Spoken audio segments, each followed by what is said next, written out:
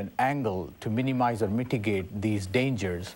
But another aspect to this, perhaps, is also what Sheriff alluded to, which Congress aspires to do, is to engage the communities in a dialogue, in a constructive dialogue in the educational context, so that even those who may, in the remotest sense, may harbor such ill feelings, are helped through faith, through proper civic education, and so on and so forth. And that, I think, will add more to what Hussam had said. Sheriff, these are the trials and tribulations that the American Muslim is going through, because I know that what they say here, in many cases, not everybody's going to agree with them, and then when they get back home, there's going to be some disagreement, so they're going to have to counter that some way or another. In your field, you have thousands of sheriffs. What do you tell them? How do you educate them about the American Muslim community?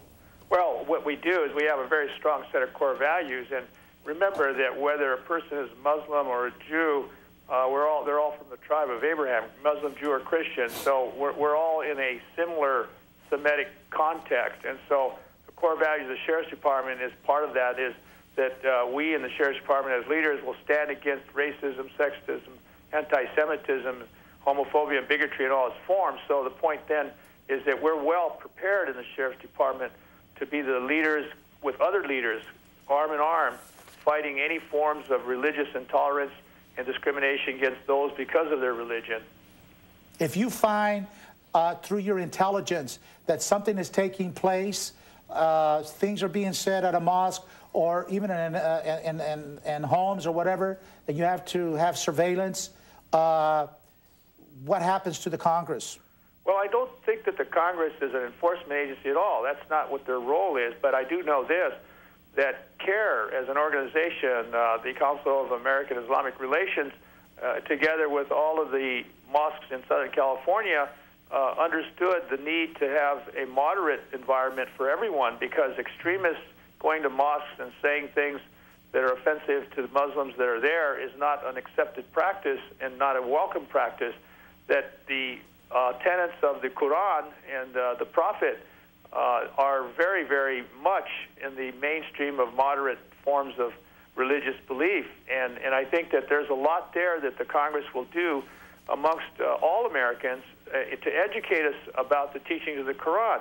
You know, because of terrorism, these terrorists in their criminal acts have drugged the religion into their acts somehow, which is totally inappropriate. And the Prophet and Islam are not the co-signatures of terrorism or criminal acts of any type. Let me, we have about a minute left, and if you could just be 15, 20-second answer, because I want to go to another question.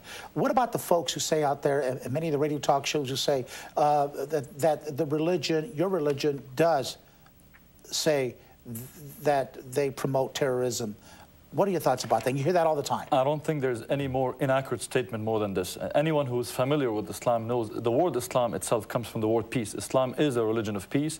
And Islam surrender to God, right? Surrender to God and to fellow human beings, to be peaceful to fellow human beings, regardless of their religious background. And to answer this, I think I truly invite people to read the Quran for educational purposes. Just read the Quran and find out for themselves why Muslims claim Islam as a religion of peace. Just real quick, Foreign Affairs Magazine, November, December 2005, Fighting the War of Ideas. He talked, the gentleman by the name of Zainal Biran, Director of International Security of Energy Programs, the Nixon Center, D.C. He talked about HT. I can't pronounce the name of the Party of Liberation. How you pronounce it? Hizb ut-Tahrir. Hizb ut-Tahrir. Hizb ut-Tahrir, and they basically the HT.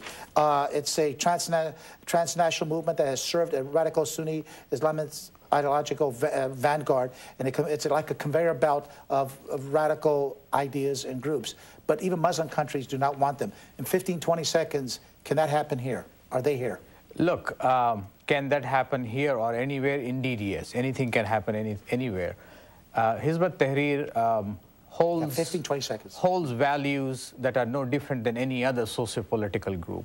Whether that can be transformed into modern political structures, perhaps that's questionable, and that needs to be dealt with. A quick thought. I think on the issue of the Hizb ut-Tahrir, it's important to qualify that it's a very small group that does not have wide support. But it's fair to say that they're very nonviolent.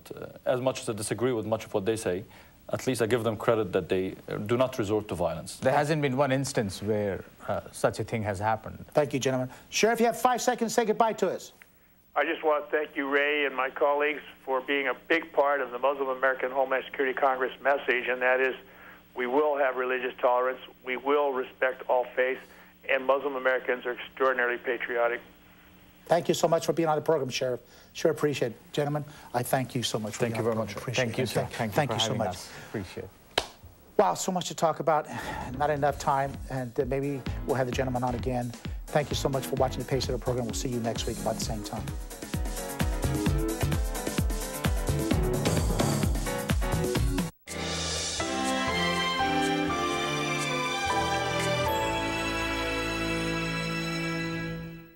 Elton Brand, Sam Cassell, Corey Maggette, and the high-flying clip.